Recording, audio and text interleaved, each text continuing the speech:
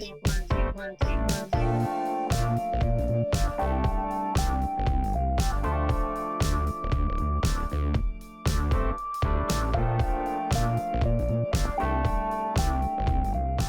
from Tokyo, my dear friends. This is Daisuke, and I very much hope that this video finds you well and in very good spirits wherever you are in the world. And today, if you don't mind, I'd like to continue on with our 31 days of discussions of cop films and gangster films from the period of 1970 to present day.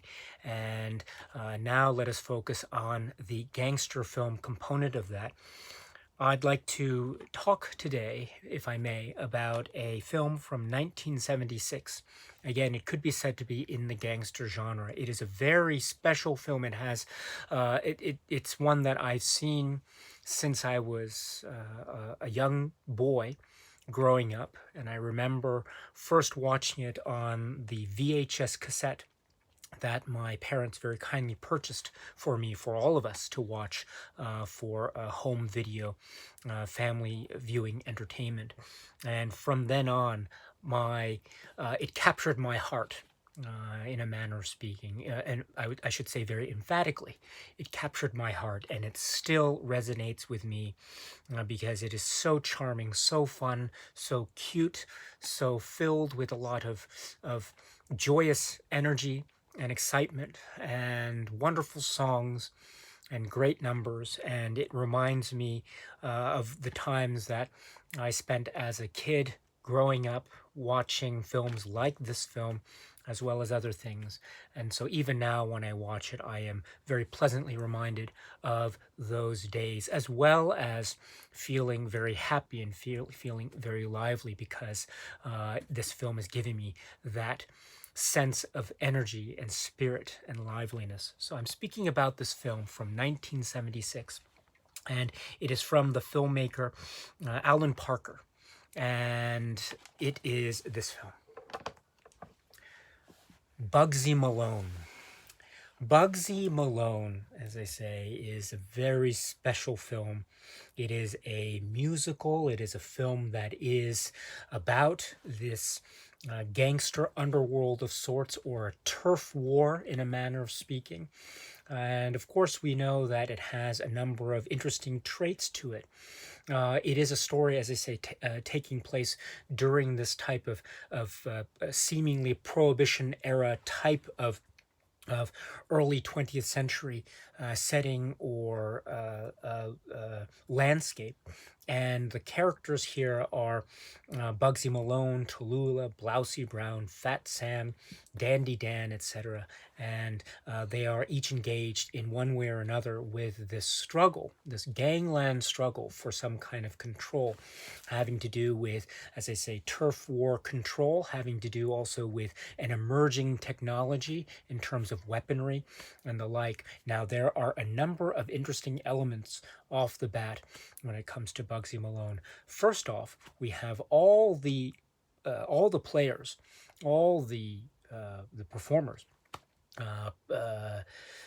children. They are all being portrayed. The roles are being portrayed by children. So this is in many ways a type of child play or role playing type of fantasy film, in a manner of speaking, where we have these so-called adult roles in this plot, this gangster film plot, being portrayed by these child actors. So therefore we have Scott Baio, Jodie Foster, and Florrie Duggar, and John Cassisi, and others who are portraying these roles. Again, child actors portraying what is perceived to be this adult world of gangsters and the toughness and the like, while at the same time expressing that wonderful childlike innocence and wonder about them. This idea of a sort of a sincerity and earnestness that is so lovable and so, I think, engaging, and it becomes that way despite the passage of time, despite the passage of many years. So there is a type of lovable, charming, innocent a quality to the film.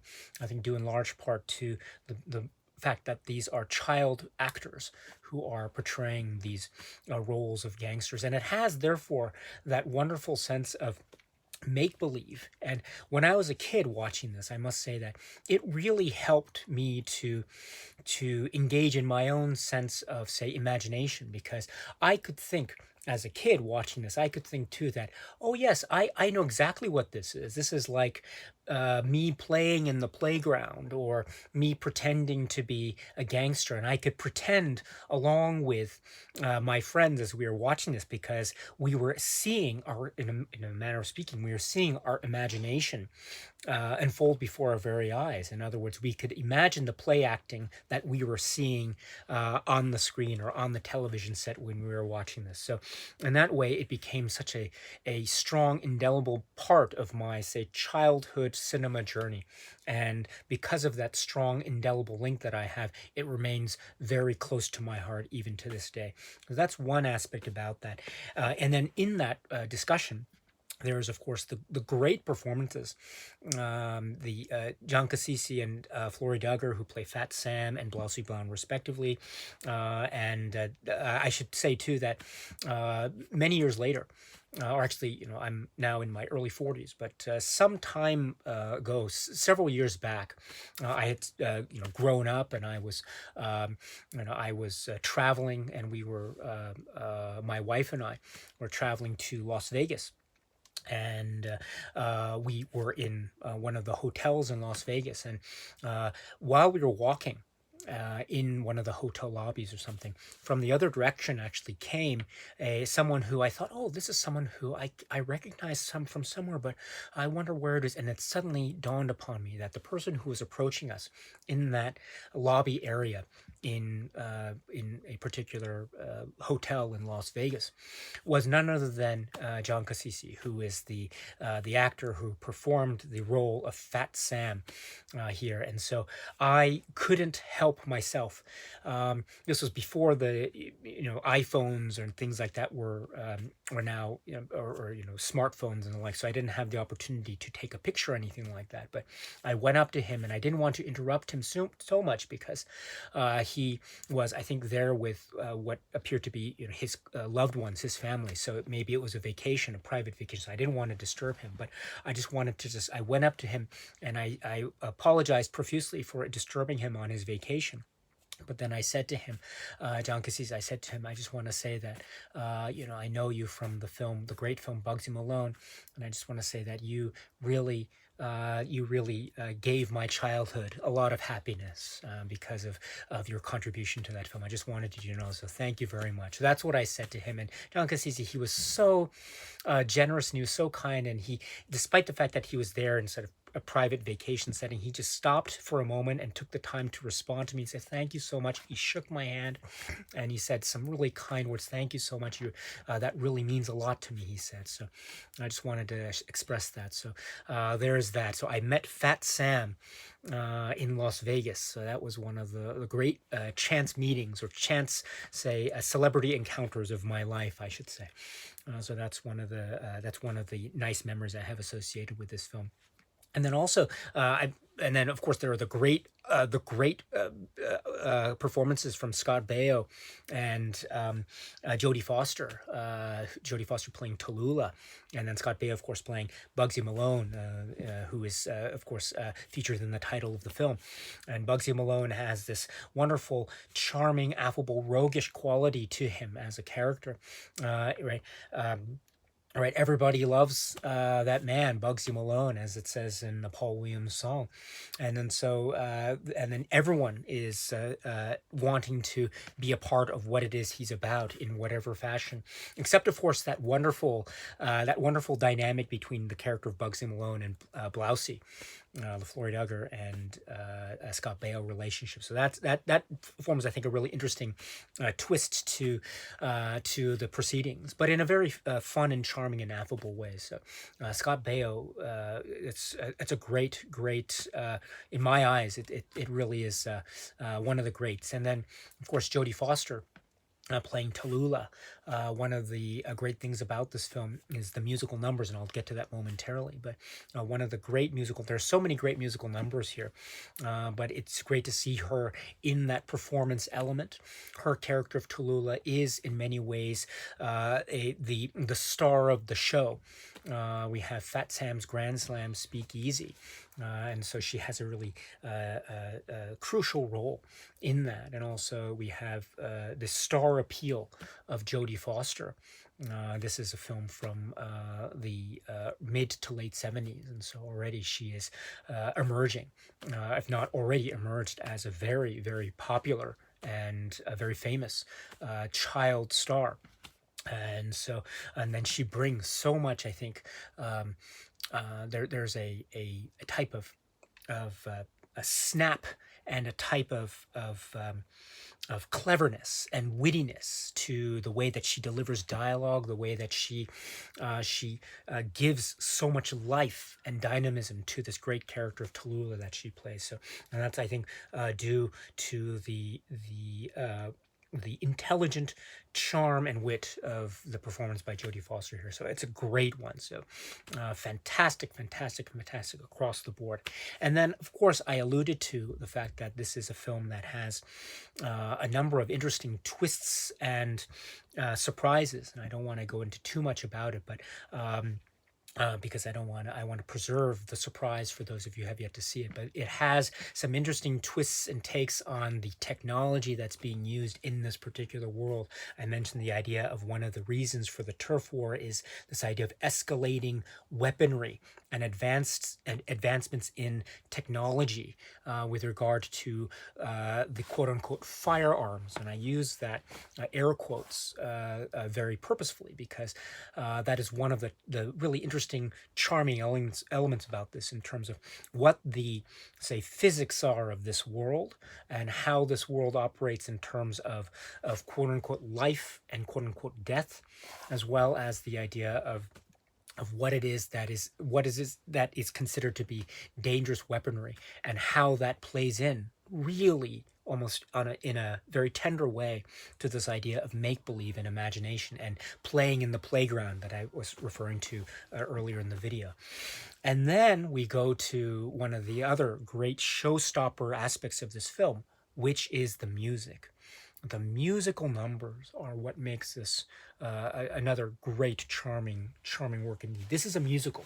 This is a musical, and we have the songs from the great Paul Williams, and we have so many great songs. All of them across the board are wonderful. Even now, I listen to the musical the songs that are available on soundtrack, and so some of the songs in particular are so very close to my heart. So I now just listen to them and hum them, or when I watch the film, I softly sing along under my breath as the songs are being played, and it just warms my heart in that way. So many great songs here, from the opening number, the Bugsy Malone theme, and things like, My Name is Tallulah, My First Rule of Thumb, or Fat Sam's Grand Slam Speak Easy, Always Able to Find You a Table, There's Room for Just One More at Fat Sam's Grand Slam Speak Easy, etc.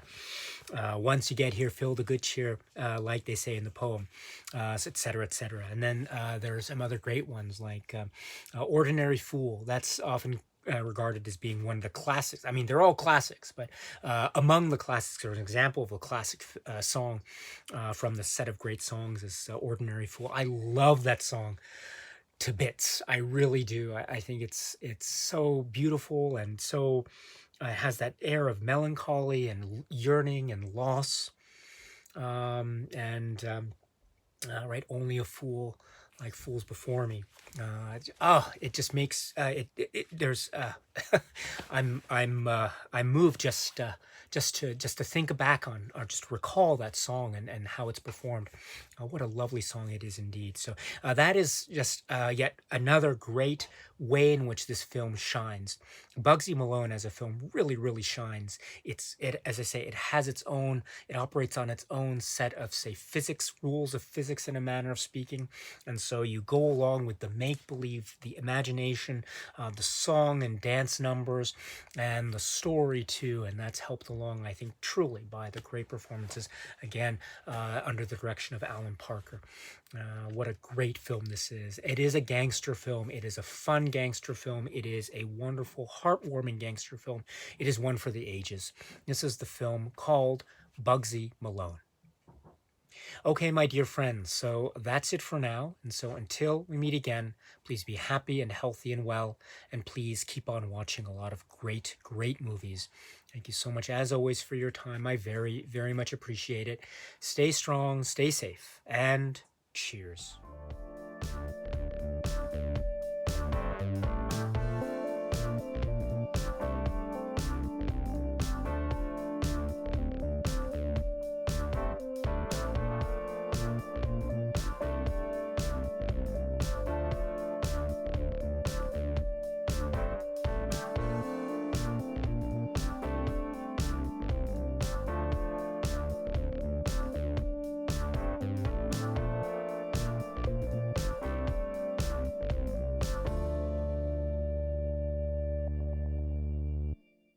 Just remember, you give a little love and it all comes back to you.